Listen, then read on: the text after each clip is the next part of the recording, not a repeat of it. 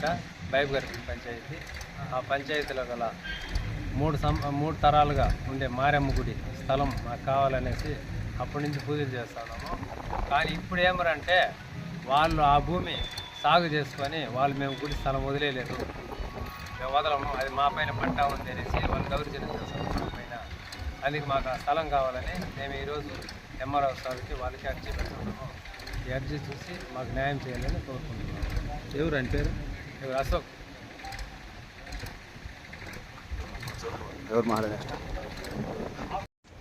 ఈ పల్మనేరు మండలంలో ఎంఆర్ఎఫ్ఎస్ వారికి అభినందనలు చెప్తా ఉన్నాను.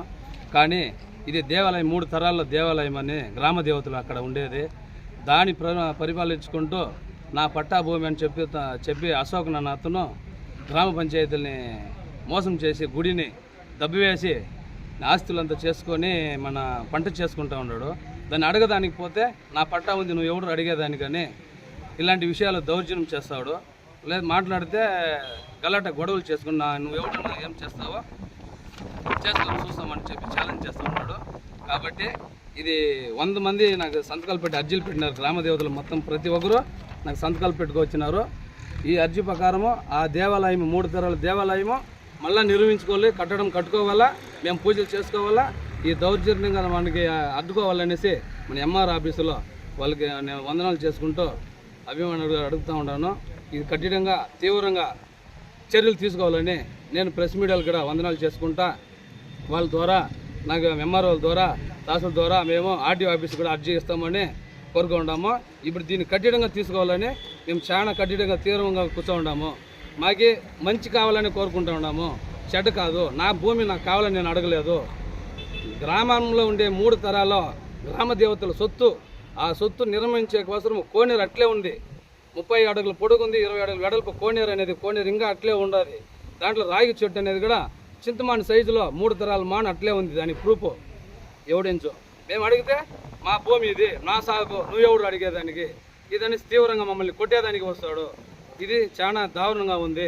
మా తరపున ఇవి వెంకటేశ్వరంగా చాలా మంది ఉన్నారు. వాళ్ళకి వచ్చేదానికి టైం కుదరలేదు. ఇంకా 100 మంది దీనికోసం వస్తారు. దీన్ని నిలిపే పరిస్థితే లేదు, ఇది ఆగదు, ఇది ఆగే పరిస్థితే లేదు. ఈ గ్రామ దేవత అనేది అక్కడ నిర్మించాలా, మేము పూజలు జరుపుకోవాలా.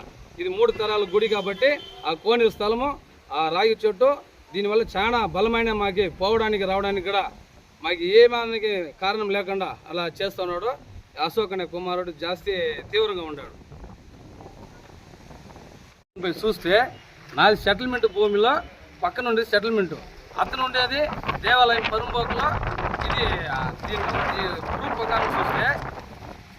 ప్రకారం చూస్తే అనాథనమని పట్టా ఉంది. అతను చేసుకొని తింటా ఉండే భూమి అనాథనమని ప్రూఫ్ ఉండదు. మేమేమని చెప్పి ఇది లంచం ఇచ్చి అట్లా ఇచ్చేయమని చేసే విధం కాదు ఇది.